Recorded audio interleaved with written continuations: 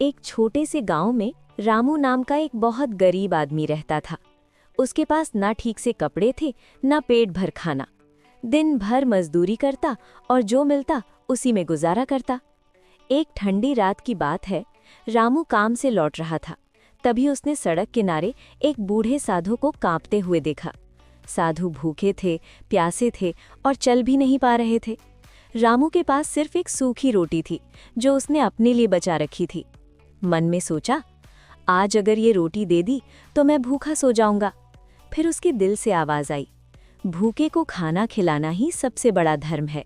रामू ने बिना देर किए अपनी रोटी साधु को दे दी और बोला, बाबा मेरे पास कुछ नहीं है, बस यही है। साधु की आंखों में आंसू आ गए। उन्होंने रामू के सिर पर हाथ रखा और कहा, बेटा भगवान तुम्हारी परीक्षा ले रहे थे। इतना कहकर साधु अचानक अदृश्य हो गए। अगली सुबह रामू जब उठा तो देखा उसकी झोपड़ी के सामने गांव के लोग खड़े थे।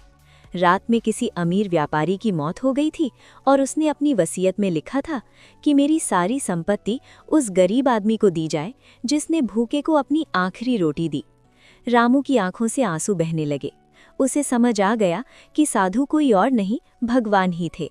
उस दिन रामू अमीर जरूर बन गया, लेकिन उसने कभी गरीब की मदद करना नहीं छोड़ा, क्योंकि जिसने दिल से दिया